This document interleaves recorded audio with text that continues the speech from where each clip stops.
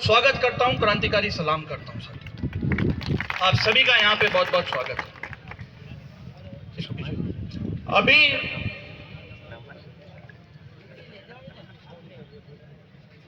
दिवाली निकली कुछ दिन पहले, दिवाली सबकी फीकी रही।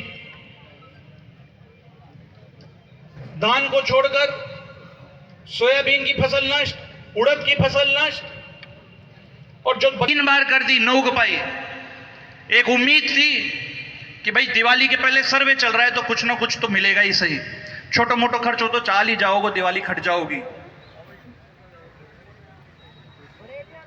किसानों को मिल क्या रहा है आज की तारीख में?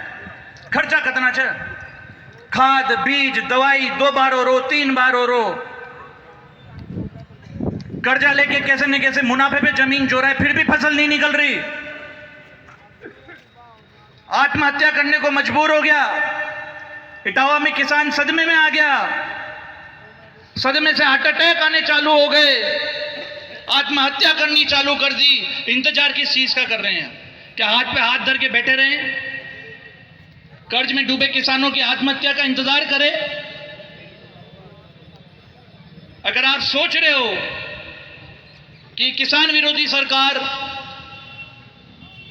जिनको किसानों की दिवाली की फिक्र नहीं, आत्महत्याओं से कोई लेना देना नहीं, कर्ज में डूबे किसानों से कोई लेना देना नहीं, अगर वो आपको आपके अधिकार देगी तो आप गलत उम्मीद कर रहे हो। आपको अपने अधिकार छीनने पड़ेंगे, इनसे छीनने पड़ेंगे। और मैं ये निवेदन आपसे, मेरा जो अनुभव है उसके आधार पर आपसे बात कर रहा हूं। अगर कुछ गलत बोलूं तो आप लोग टोक देना, आपका स्वागत है।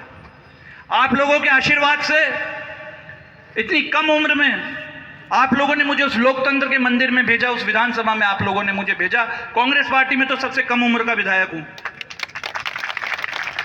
2 साल में मैंने पूरा सिस्टम देखा। 2 साल के अंदर, पिछले साल जब अतिवृष्टि हुई, सोयाबीन नष्ट होगी तो मुआवजा मिलना चाह रहा था। हम भी सोच रहे थे भाई मुआवजो मिल जाओगे, एक नॉर्मल प्रक्रिया है।